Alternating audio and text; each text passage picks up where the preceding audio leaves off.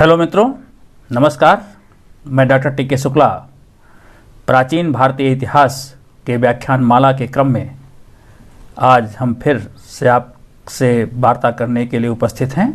आज का विषय है वैदिक कालीन सामाजिक और आर्थिक स्थिति।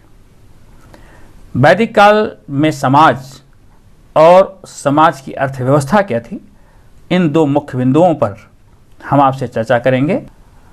वैदिक काल के समाज के बारे में सबसे पहले हम जानते हैं।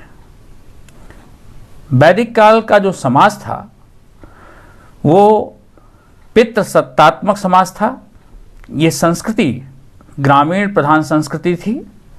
वैदिक कालीन समाज में पिता परिवार का मुखिया होता था और पिता को परिवार के संबंध में असीमित अधिकार थे।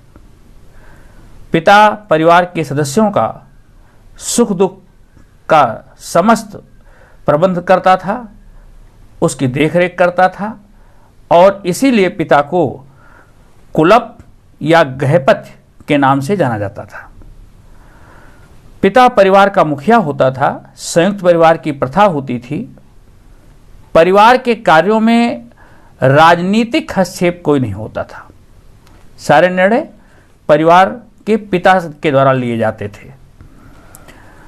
पिता के साथ साथ परिवार की एक और विशेषता थी, यहाँ समाज गोत्र व्यवस्था से संचालित होता था। गोत्र व्यवस्था क्या थी, मैं आपको बताना चाहूँगा। ब्राह्मणों ने अपनी उत्पत्ति किसी न किसी ऋषि मुनियों से बताई थी और प्रारंभ काल में 7 ऐसे प्रमुख गोत्र थे जिनकी संख्या आगे बढ़कर के 13 हो गई। ये सभी ऋषियों से उत्पन्न संतान अपने आप को मानते थे। प्रमुख गोत्रों में भार्गव गोत्र, अंगिरस गोत्र, अत्रिय गोत्र, कश्यप गोत्र, वशिष्ठ गोत्र, अगस्त गोत्र और कौशिक गोत्र थे, जो आगे बढ़कर के 13 अन्य ऋषियों के साथ अपना संबंध स्थापित करते थे। गोत्र व्यवस्था के साथ साथ समाज को संचालित करने के लिए एक सामूहिक व्यवस्था थी, एक अनुशासनात्मक व्यवस्था थी, वो थी वर्ण व्यवस्था। वर्ण व्यवस्था क्या थी? ऋग्वेद के पुरुष सूक्त में ये उल्लेख मिलता है कि एक विराट पुरुष के मुख से ब्राह्मणों की, भुजाओं से क्षत्रिय की, जंघाओं से वैश्य की और पैरों से शूद्र की उत्पत्ति हुई। ये ऋग्वेद के पुरुष सूक्त में 10वें मंडल में उल्लिखित है। किंतु यह भी प्रमाण है कि प्रारंभ में कोई ऐसी वर्ण व्यवस्था नहीं थी। जब समाज प्रारंभिक स्थिति में था तो सभी लोग जन के सदस्य माने जाते थे। समाज में समानता थी। कोई भी व्यक्ति किसी भी कर्म को करता था, सभी समान माने जाते थे। जैसे जैसे समाज विकसित होता गया, समाज को संचालित करने के लिए उस समय के जो ऋषि मुनि थे, उन्होंने इस वर्ण व्यवस्था की स्थापना की होगी।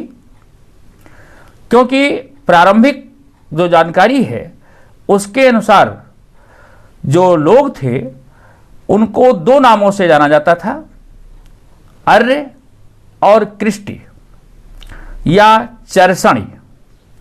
चरसण वो लोग थे जो यायावर प्रकृति के लोग होते थे, क्योंकि प्रारंभिक समय में बस्तियां बसी नहीं थी। लोग घुमंतु जीवन व्यतीत करते थे, पशुओं के साथ एक स्थान से दूसरे स्थान घूमते रहते थे। तो ऐसे लोगों को चरसण कहा गया था। और जो लोग धीरे धीरे किसी स्थान पर बस्ती बना करके रहने लगे, कृषि कर्म करने लगे, उनको कृष्टि कहा गया। वर्ण व्यवस्था की जो उत्पत्ति है, वर्ण व्यवस्था की उत्पत्ति मैंने जैसे बताया कि पुरुष सूक्त में मिलता है और इनकी उत्पत्ति, ब्राह्मण की उत्पत्ति मुख से, क्षत्रियों की उत्पत्ति भुजाओं से, वैश्य की उत्पत्ति जंघाओं से हुई है और शूद्र की उत्पत्ति पैरों से हुई है। इस वर्ण व्यवस्था में चारों वर्णों के कार्य भी निश्चित थे। ब्राह्मण अध्ययन अध्यापन करता था, दान देता था, दान लेता था, समाज का सर्वप्रमुख वर्ग माना गया था। क्षत्रिय जिनके ऊपर दायित्व था सुरक्षा का, प्रायः शासक क्षत्रिय लोग होते थे और ये लोग दान आदि भी करते थे। उपनयन संस्कार प्रारंभ के तीनों वर्णों का होता था। वैश्य उत्पादन व्यवस्था से जुड़ा हुआ वर्ग था। शूद्र शुरू के तीनों वर्णों की सेवा करने का काम करता था। किंतु मैं आपको बताना चाहूँगा कि यह कर्म आधारित व्यवस्था थी, यह व्यवस्था जन्म आधारित नहीं थी। वैदिक काल में एक उल्लेख ये भी मिलता है, अंगिरस के द्वारा ये कहा गया है कि मैं कवि हूँ, मेरा पिता वैश्य है और मेरी माँ शूद्र है। एक ही परिवार के सदस्य अलग अलग कार्यों को करते थे और जो जिस कार्य को करता था वो उसका वर्ण माना जाता था। तो समाज में वर्ण व्यवस्था रूढ़िवादी नहीं हुई थी, कठोर नहीं हुई थी। उस समय के समाज में महिलाओं की क्या स्थिति थी, इसका जिक्र करते हैं। समाज यद्यपि पितृसत्तात्मक था किंतु महिलाओं को बराबरी का अधिकार था। महिलाएं पति की अर्धांगिनी मानी जाती थी। शतपथ ब्राह्मण में इसका उल्लेख है। परिवार के सदस्यों की सहमति से, महिलाओं की सहमति से भी विवाह संपादित किए जाते थे। विवाह का आयोजन सामूहिक रूप से किया जाता था। महिलाओं को शिक्षा प्राप्त करने का अधिकार था। लड़कियों का भी उपनयन संस्कार किया जाता था। महिलाएं पति के साथ यज्ञ में भाग लेती थी। अनेक ऐसी विदुषी महिलाओं का उल्लेख हमारे इन धार्मिक ग्रंथों में है जो बहुत ही विद्वान थी और जिन्होंने मंत्रों की रचना की। उनमें से कुछ विदुषी महिलाएं घोषा, विश्वारा, रोमसा, अपाला, याज्ञवल्क्य ऋषि की पत्नी मैत्रेयी, गार्गी, सिक्ता, ये कुछ प्रमुख थी। उस समय जो महिलाएं थी उसमें बाल विवाह और विधवा विवाह का प्रचलन नहीं था और ना ही महिलाएं घूंघट व्यवस्था में रहती थी। पर्दा प्रथा उस समय महिलाओं में नहीं थी। महिलाएं समाज के सभी कार्यों में बढ़ चढ़ करके हिस्सा लेती थी। महिलाओं का पुनर्विवाह या नियोग व्यवस्था के द्वारा संतानोत्पत्ति वो कर सकती थी।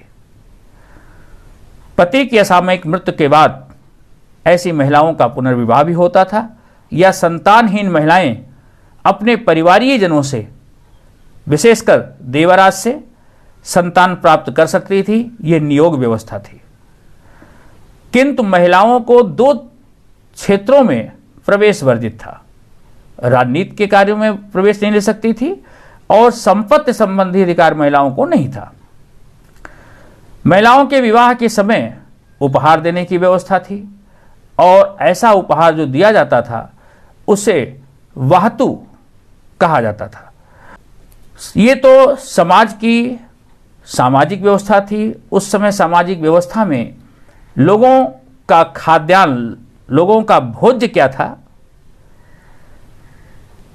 ऋग्वैदिक कालीन संस्कृति के लोग शाकाहारी और मांसाहारी दोनों थे।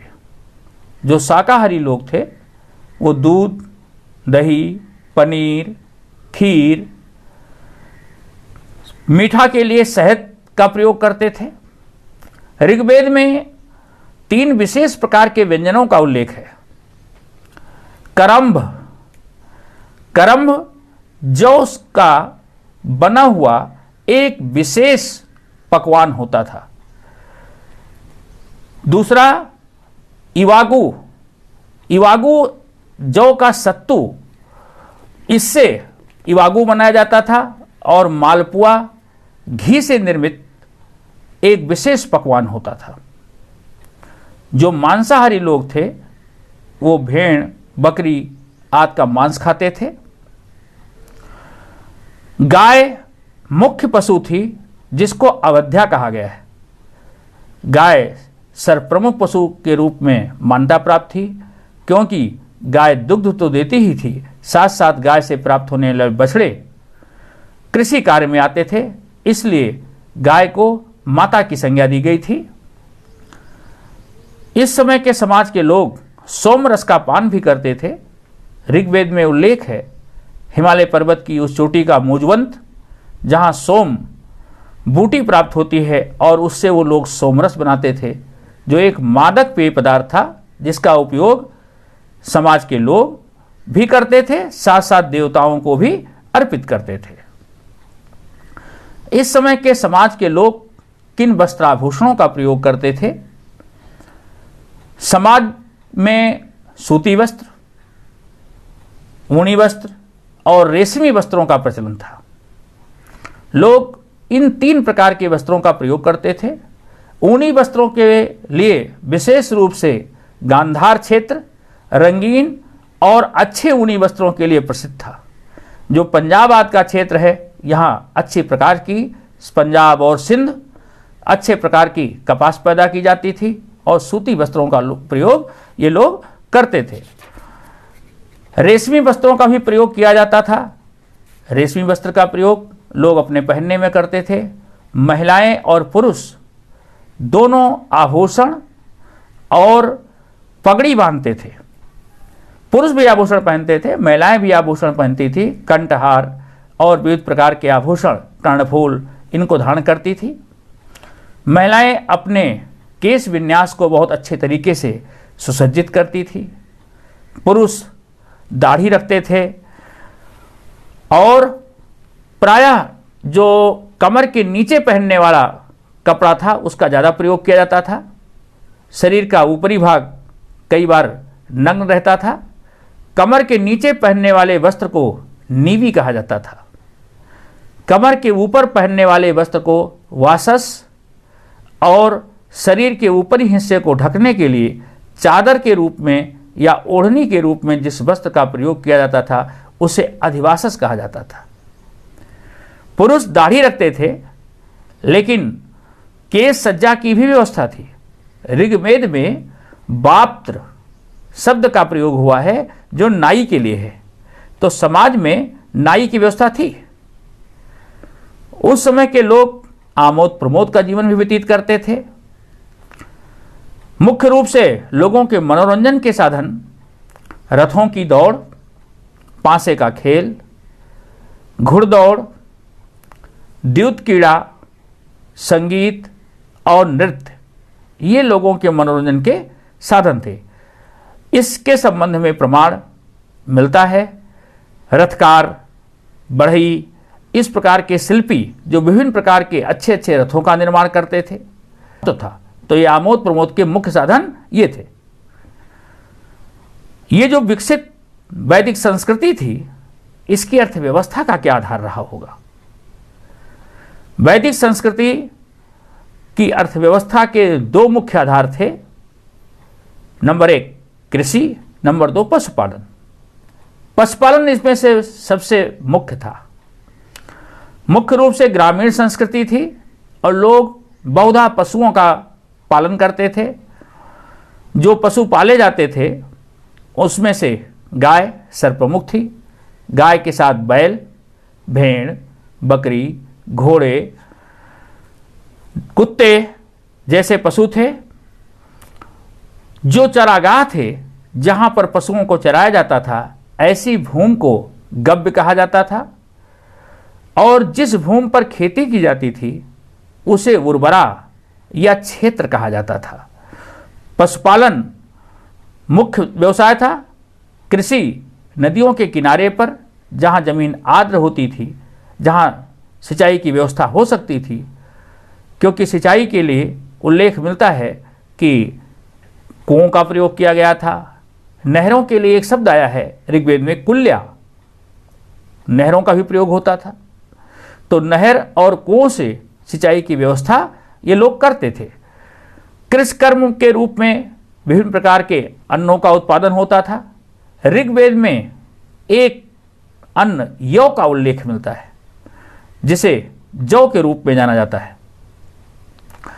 उस समय ऐसी हस्तकलाएं कौन सी थी, कौन से कलाकार थे, शिल्पी कौन से थे? क्योंकि समाज में जो वैश्य वर्ग में लोग थे वो उत्पादन संबंधी समस्त कार्य करते थे। तो ऐसे जो शिल्पी थे उनमें से बढ़ई, चर्मकार, कुंभकार, जुलाहे और रथकार ये मुख्य थे। रथकार इनमें सबसे प्रमुख माना जाता था, क्योंकि युद्ध आदि के लिए रथों का निर्माण रथकार करते थे, इसीलिए शिल्पियों में सबसे श्रेष्ठ स्थान इनको प्राप्त था। यद्यप शिल्पी सभी सम्मान की दृष्टि से देखे जाते थे, दूसरे नंबर पर बढ़ई आता था। तो समाज में इन सभी व्यापारियों के लिए ये शिल्पकार सामान बनाते थे, लोगों की आवश्यकता के लिए सामान बनाते थे, लेकिन विकसित व्यापार के लक्षण नहीं प्राप्त होते हैं। आइए हम आगे देखते हैं। इस समय धातु का जो प्रयोग हुआ है उसके लिए अयस शब्द आया है। जो स्रोत हैं, वेद आदि हैं, उसमें अयस शब्द का प्रयोग हुआ है। अयस इतिहासकारों के अनुसार तांबे या कांसे के लिए प्रयोग किया गया है। मैंने बतलाया था कि एक ग्रामीण संस्कृति थी, व्यापार विकसित अवस्था में नहीं था, तो वस्तुओं का आदान प्रदान वस्तु विनिमय के माध्यम से होता था। लोग राजाओं को कर के रूप में जो उपहार देते थे उसे बलि कहा जाता था। निष्क का प्रयोग वस्तुओं के आदान प्रदान के रूप में हुआ है, लेकिन इतिहासकारों में निष्क को लेकर मतैक्य नहीं है। कुछ लोग इसे आभूषण मानते हैं, कुछ लोग इसे सिक्के के रूप में मानते हैं। यहाँ जो कृषि व्यवस्था थी वो दूसरे नंबर पर थी। अर्थव्यवस्था का दूसरा आधार कृषि थी। ऋग्वेद के चौथे मंडल में 24 ऐसे मंत्र हैं जिनमें कृषि कर्म के बारे में उल्लिखित किया गया है। ऋग्वेद में ऐसे हलों का भी उल्लेख है। 6 बैलों वाले हल, 8 बैलों वाले हल, 12 बैलों वाले हलों का उल्लेख मिलता है। लकड़ी के फाल वाले हलों का उल्लेख मिलता है। कृषि यंत्रों का उल्लेख मिलता है। तो इस प्रकार से कृषि के से संबंधित जानकारी हमें वैदिक कालीन स्रोतों से प्राप्त होती है। यव नाम के अनाज का उल्लेख मिलता है और एक विशेष उल्लिखित बात जिसे मैं आप तक पहुंचाना चाहूंगा, अश्विन का उल्लेख उस पहले व्यक्ति के रूप में है जिसने लोगों को हल से खेती करना सिखाया। ये कुछ महत्वपूर्ण तथ्य कृषि से संबंधित हैं और इस प्रकार अर्थव्यवस्था का समस्त आधार पशुपालन और कृषि रही होगी। अगले वीडियो में वैदिक कालीन धार्मिक व्यवस्था के बारे में हम आपसे चर्चा करेंगे। आशा है आपको ये तथ्य, ये कंटेंट पसंद आए होंगे। धन्यवाद।